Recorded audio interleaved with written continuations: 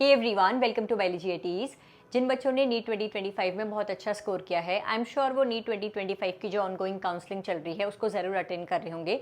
And I hope उन्हें counselling के किसी न किसी राउंड में उनका टारगेटेड मेडिकल कॉलेज मिल ही जाएगा। लेकिन वो सभी बच्चे जो कि एक्सपेक्टेड स्कोर अचीव नहीं कर पाए, उनको कैसे आगे बढ़ना है उसके बारे में आज के वीडियो में बात करेंगे। इस साल 2025 में 22 लाख से ज़्यादा बच्चों ने नीट का एग्जाम दिया था बच्चों, और उसमें से मुश्किल से 4 से 5% बच्चे हैं जो कि इस साल काउंसलिंग अटेंड करते हुए गवर्नमेंट मेडिकल कॉलेज की सीट लेंगे। लेकिन बाकी के बचे हुए 95% बच्चों को अपने फ्यूचर को लेकर किस तरीके से स्टेप्स लेने हैं उसके बारे में आइए डिस्कस करते हैं। सबसे पहले तो जो भी बच्चा नीट का एग्जाम दे रहा है, ज़रूरी नहीं है कि उसे एमबीबीएस ही करना है। मैं पिछले 6-7 सालों से इस नीट वाली कैटेगरी में बच्चों को गाइडेंस प्रोवाइड करा रही हूँ, आपकी biology preparation related videos upload कर रही हूँ, और मैंने काफ़ी ऐसे बच्चों के इंटरव्यूज़ भी लिए हैं, उनसे पर्सनली ऐसे बच्चों से बात करी है जिनका नीट में स्कोर 550 प्लस 600 प्लस भी रहा है, उन्हें एमबीबीएस की सीट भी मिल रही थी, लेकिन फिर भी उन्होंने बीएमएस या फिर वेटनरी कोर्स चूज़ किया। वेटनरी वाले ज़्यादा बच्चे थे, उनका ही कहना था दी एमबीबीएस के लिए तो हर कोई स्ट्राइव कर रहा है कि मुझे एमबीबीएस चाहिए, लेकिन मेरा इंटरेस्ट ज़्यादा वेटनरी फील्ड में है या फिर आयुर्वेदिक मेडिसिन में मेरा ज़्यादा इंटरेस्ट है, इसलिए मैं वो फील्ड एक्सप्लोर करना चाहता हूँ। हर बच्चे की अपनी पर्सनल चॉइस होती है। आप भी जो इस वीडियो को देख रहे हैं, ज़रूरी नहीं है कि आपको भी सिर्फ एमबीबीएस ही टारगेट करना है। हो सकता है कि आपका एम हो कि आपको डेंटिस्ट्री फील्ड में जाना है, आयुर्वेदिक मेडिसिन में जाना है, या फिर वेटनरी कोर्स एक्सप्लोर करना है। तो अगर आप उन बच्चों में से हो जिन्होंने इस साल नीट 2025 का पेपर दिया था और उन्हें लग रहा है कि एक्सपेक्टेड स्कोर अचीव नहीं हो पाया, लेकिन उन्हें एमबीबीएस के अलावा किसी और कोर्स में गवर्नमेंट मेडिकल कॉलेज की सीट मिल रही है और उन्हें लगता है कि वो उस पर्टिकुलर कोर्स में इंटरेस्टेड है, बस वो सोसाइटी के प्रेशर की वजह से कि लोग क्या कहेंगे ये कोर्स कर रहा है, इस वजह से अपना डिसीजन चेंज करने की सोच रहे हैं, तो ऐसा बिल्कुल मत करिएगा बच्चों।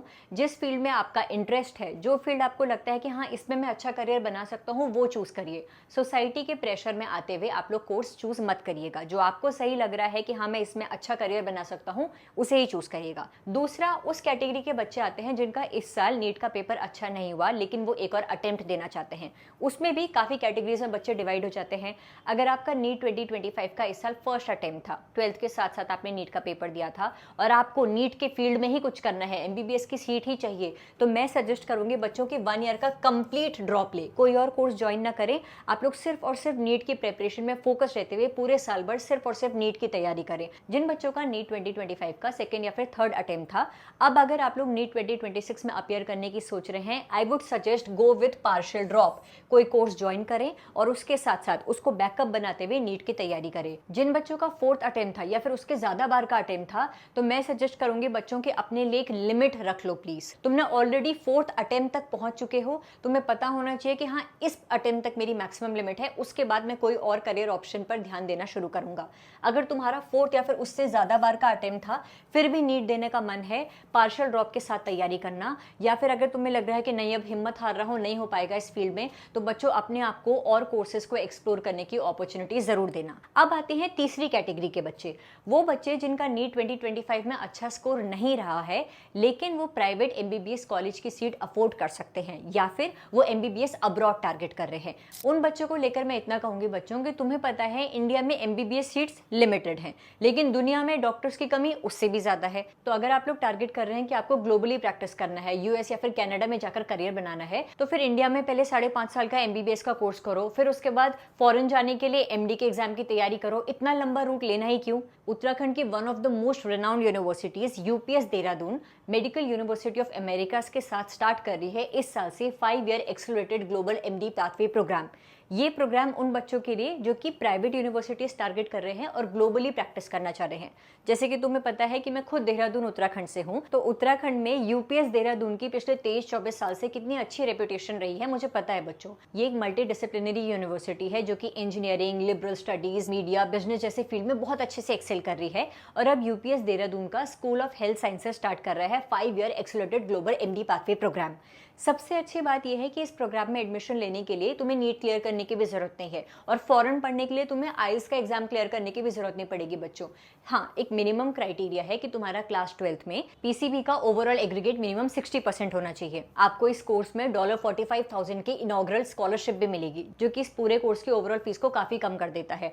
और आप लोगों का जो फर्स्ट ईयर होगा, जो प्री मेडिकल ईयर होगा, वो इंडिया में ही होगा, यूपीएस देहरादून में होगा। तो फेमिलियर एनवायरमेंट में रहते हुए आप लोग अपना फर्स्ट ईयर कंप्लीट कर रहे होंगे। पेरेंट्स भी टेंशन फ्री रहेंगे कि बच्चा इंडिया में रहते ही पढ़ रहा है। और सेकेंड ईयर से फिर आप लोगों की पढ़ाई सेंट नेविस की MUA में होगी।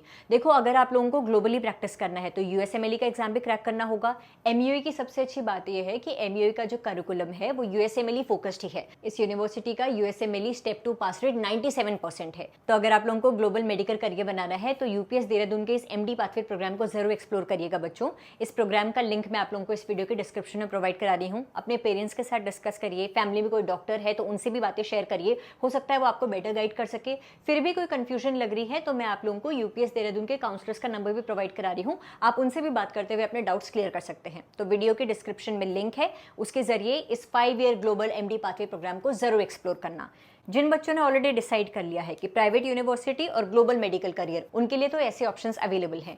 लेकिन जो बच्चे अभी भी कंफ्यूज्ड हैं कि MBBS अब्रॉड चुनूं या फिर इंडिया में रहते हुए प्राइवेट मेडिकल कॉलेज चुनूं, तो आप लोग इन 7 फैक्टर्स को जरूर कंसिडर करिएगा। सपोज मैं कह रही हूँ कि प्राइवेट यूनिवर्सिटी है X और MBBS अब्रॉड, कोई अब्रॉड की यूनिवर्सिटी है Y, तो तुम कंपेयर करो कि X और Y में फी स्ट्रक्चर में कितना डिफरेंस आ रहा है, किस कॉलेज की रेपुटेशन ज़्यादा अच्छी है, फैकल्टी कहाँ की ज़्यादा स्ट्रांग है, कौन से कॉलेज को ज़्यादा रिकॉग्निशन मिली है। देखो, इंडिया से अगर तुम MBBS कर रहे हो तो उस डिग्री की वैल्यू फॉरेन में नहीं है जब तक तुम वहाँ का एग्जाम ना दे सको। लेकिन ग्लोबली अगर तुम प्रैक्टिस कर रहे हो, अब्रॉड में किसी यूनिवर्सिटी में प्रैक्टिस कर रहे हो, तो काफ़ी यूनिवर्सिटीज़ ऐसी भी होती है जो कि और कंट्रीज़ में भी जिनकी डिग्री की वैल्यू मानी जाती है। तो वो चीज़ तुम्हें एक्सप्लोर करनी पड़ेगी, किसके रिकॉग्निशन ज़्यादा है, कहाँ इंफ्रास्ट्रक्चर बेटर है, क्लिनिकल एक्सपोजर कहाँ पर अच्छा है, इंटर्नशिप ज़्यादा अच्छी है, आपको कहाँ प्रोवाइड कराई जा रही है। अपना करियर गोल देखो कि तुम्हें इंडिया में रहते हुए ही अगर प्रैक्टिस करना है तो ठीक है, तुम प्राइवेट यूनिवर्सिटी टारगेट कर सकते हो। लेकिन अगर तुम्हें अब्रॉड जाकर ही प्रैक्टिस करना है तो क्यों ना वहीं से ही पढ़ाई शुरू करी जाए, उनके करिकुलम को फॉलो करते हुए ही प्रैक्टिस किया जाए, ज़्यादा अच्छे से प्रैक्टिस करने में मदद मिल जाएगी ना तुम्हें।